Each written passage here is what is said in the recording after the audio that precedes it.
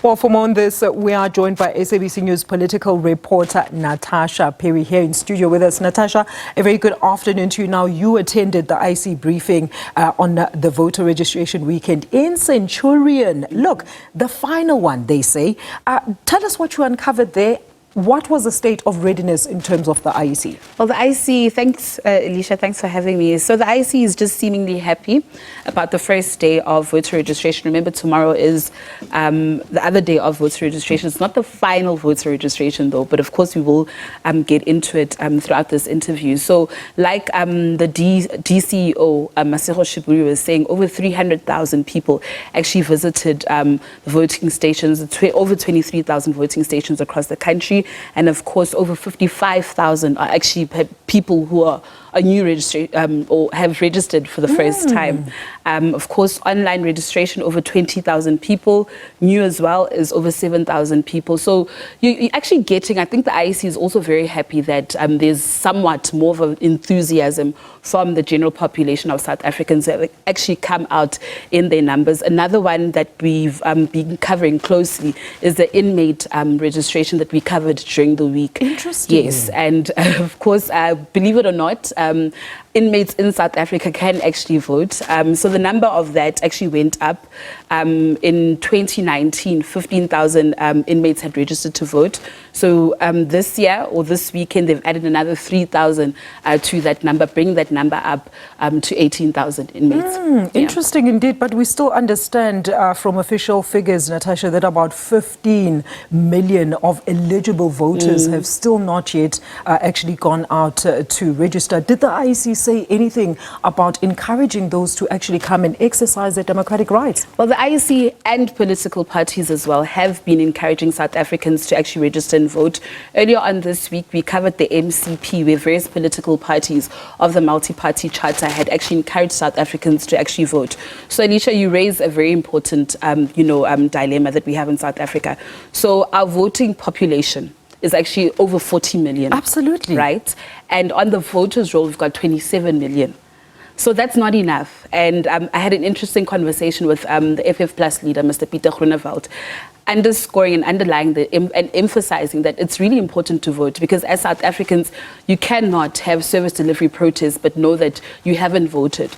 Rather go express your disgruntlement or your dissatisfaction at the current government when you actually go and vote. And he said something very important, that you can't let the future of the country, or 27 million people, actually decide for the entire population of South Africa, actually what happens and which trajectory this country is actually taking. Natasha, another interesting aspect to this. Did the IEC say anything on certain areas? Like, we've heard reports that there were IEC members that were actually barred from entering places like Jugudin, and I'm sure it's not the only area. And this is pertaining to complaints about service delivery as well as safety. They feel that they're not being placed well, at the top of the list of why actually they should go and vote. Well, as compared to last time, it wasn't as bad. Remember last year, November, you had those isolated incidents in Mamelodi, you had incidents in Protea and Soweto, where certain community members had actually protested and blocked people from going to vote. We did ask the IEC about this issue. That said that there was little to no protest in some other areas where there were. Police were actually quick to intervene in those situations. And of course, voting stations are open.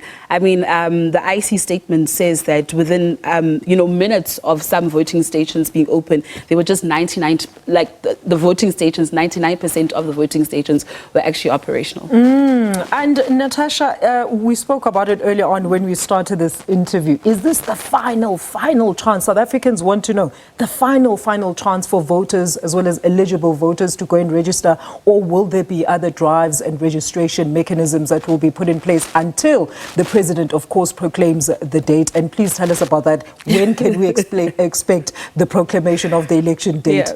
Okay, so listen, I think this is where South Africans get it all wrong. Voter registration is still a continuous process. So voting registration or voter registration at voting stations extends convenience to voters. for example, let's just say in a rural area, ugogo omdala who doesn't have the internet can actually go to a voting station, probably change her address and so forth. But voting and voter registration actually still continues. So, Alicia, if you are too busy, you can still go to an IEC office during the week and go update your voter registration details. If you know somebody who is going to vote for the first time, they can actually do that, or actually still do it online. So, until the president actually proclaims that the elections will be on such a date, not announced. Yes, he probably will announce, and speculation is that he'll probably announce during the State of the Nation address. But still, people can actually register to vote afterwards. But once the president actually proclaims that on such a date, the elections are going to actually take place, the voters' roll then closes at 12 p.m. And that's it. All right. So South Africans still have an opportunity and a chance to actually go out in their numbers to register to vote. But as for the IEC, tomorrow marks their last registration drive. All right, Natasha, thank you so much for that update. That is SABC News reporter Natasha Phiri. And of course, she was covering the IEC's voter registration drive briefing.